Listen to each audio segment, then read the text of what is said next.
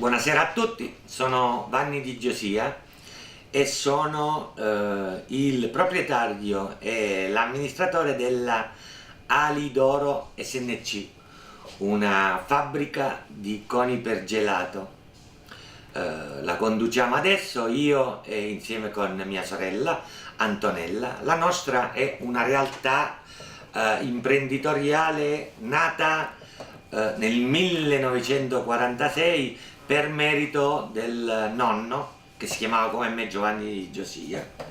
Nel 1972 poi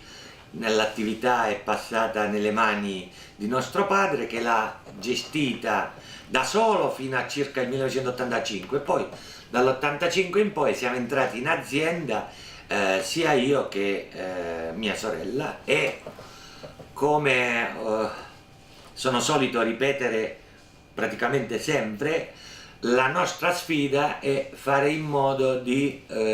mantenere in vita una realtà alla terza generazione, perché conoscete il detto: la prima generazione costituisce l'impresa, la seconda la sviluppa, la terza poi nelle nostre parti si dice la sfruscia o la butta via per aria, e noi cerchiamo di che questo non accada. La mia esperienza professionale adesso, come dire, sono oltre 30 anni che faccio l'imprenditore dei coni per gelato e delle cialde per decorare le coppe in gelateria. In precedenza ho fatto il liceo scientifico a Teramo e successivamente sono andato all'università e ho frequentato la LUISS di Roma, dove mi sono laureato nel 1986 in economia e commercio con la specializzazione finanza aziendale. È dell'86 un avvenimento che in qualche modo ha segnato la mia esperienza professionale. Uscito dalla LUISS, spesso e volentieri, siccome la LUISS è un'università privata, ricevevamo le richieste di colloqui per una futura assunzione. Io avevo l'azienda di famiglia e quindi lavoravo già in azienda, però quando mi chiamò la Fiat andai, e quindi per sia un'esperienza personale sia per un'ambizione per valutarmi. Mi è rimasta impressa la frase che mi disse il selezionatore poco prima di lasciarmi, prima di finire la selezione, perché io, avendo avuto l'ultimo anno tutto dedicato alla finanza aziendale, volevo un'eventuale assunzione in ambito di finanza aziendale all'interno dell'ambito Fiat,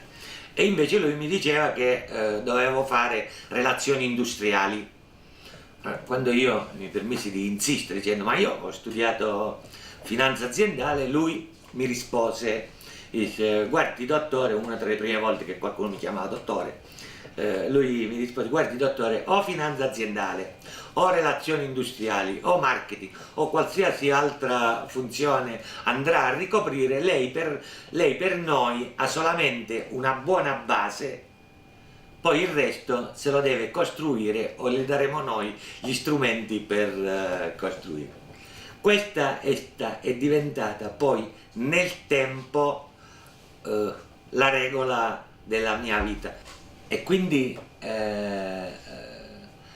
la regola della mia vita è quella di rimettersi costantemente in gioco. Lo studio deve essere un continuo compagno della nostra vita e della vita di ognuno che desidera poi realizzarsi attraverso il proprio lavoro. A titolo di cronaca poi è arrivato una volta la domanda, Fiat mi offrì il posto e in quell'occasione io decisi di non andare a lavorare in Fiat a Torino dentro la nebbia, ma mi ricordai delle nostre montagne, del nostro sole, e quindi restai qui,